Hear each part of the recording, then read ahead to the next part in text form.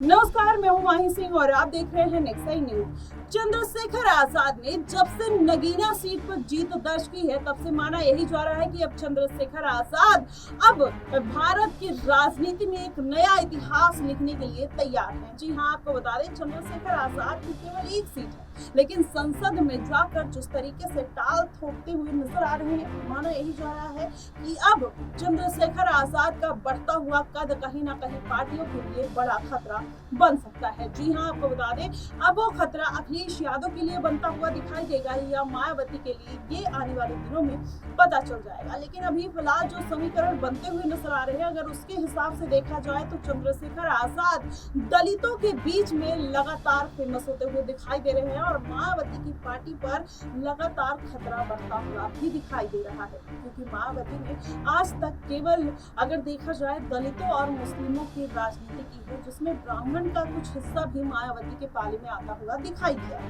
लेकिन अब ऐसे में जो मायावती का गिरता हुआ जनाधार है, अब क्या आजाद उस पर ग्रहण बनते हुए नजर आ रहे हैं। जी हाँ, आपको बता दें चंद्रशेखर आजाद संसद जाते हैं और संसद में भी अपना पैठ कहीं ना कहीं बनाते हुए नजर आए। जिस तरीके से वो एक कॉन्फिडेंस के साथ जाते हैं और वहां पर जब उनको रोका टाकी की जाती है तो उस पर खूब बखूबी जवाब भी देते थे। जब उनसे बोलते हैं कि आप पूरा भाषण देंगे तो क्या, तो बोले बोलने आया हूँ और इसके लिए मुझे कोई रोक नहीं सकता। इस तरीके की बात चंद्रशेखर आजाद बोलते हैं और वहीं पर ओम बिरला को बधाई देते हुए स्पीकर के पद के लिए और ये बोलते हैं कि आप मुझे बहुत अच्छी तरीके से जानते हैं, हम छोटी पार्टी हैं, हमें बोलने का मौका संसद में जरूर दिया जाए। अगर हमें बोलने नहीं दिया जाएगा तो हमारी आवाज को दबा दिया जाएगा, तो हम किस तरीके से अपनी आवाज उठा सकते हैं। मैं आजाद हूँ और मैं सबकी बात रखने यहाँ पर आया हूँ, तो कृपया मुझे भी बराबरी का मौका दिया जाए। इस तरीके से चंद्रशेखर आजाद अपनी बात बाकी से संसद में रखते हुए नजर आते हैं। वहीं ओम बिरला उनकी बात को बेहद ध्यान से सुनते हैं। तो इससे पता चलता है कि चंद्रशेखर आजाद का जो बढ़ता हुआ कद है, कहीं ना कहीं अब राजनीति में एक अलग मोड़ लेता हुआ नजर आ रहा है।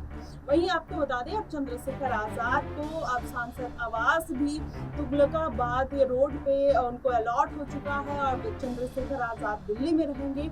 इस तरीके की भी बातें निकल कर आ रही है कि चंद्रशेखर आजाद लोगों से मिलने के लिए एक टाइम डिसाइड करेंगे और जिसमें उस समय पर वो मिलते हुए नजर आ सकते हैं। लेकिन ये पूरा समीकरण अगर देखा जाए तो क्या आने वाले दिनों में चंद्रशेखर आजाद किसी पार्टी का रुख करते हुए नजर आएंगे। वो पार्टी अगर होगी तो कौन सी होगी, क्योंकि जब चंद्रशेखर आजाद संसद में जाते हैं तो अखिलेश यादव उनको पेन ऑफर करते हैं और आजाद वो पेन लेकर जाते हैं और सिग्नेचर करते हैं। अगर वही बात कहीं ना कहीं अब इस बात से प्रयास लगाए जा रहे हैं कि चंद्रशेखर आजाद का एक सॉफ्ट रुख अभी भी अखिलेश यादव के लिए बरकरार है। ऐसे में अखिलेश यादव ने नगीना सीट पर अपने प्रत्याशी उतारकर चंद्रशेखर आजाद को झटका जरूर दिया था, लेकिन अब आजाद की जीत ने कहीं ना कहीं उस झटके को भुला दिया है। माना यही जा रहा है कि आने वाले दिनों में चंद्रशेखर आजाद और अखिलेश यादव फिर से एक हो सकते हैं, क्योंकि आजाद का जो वैचारिक मतभेद है वो भारतीय जनता पार्टी के साथ है। भारतीय जनता पार्टी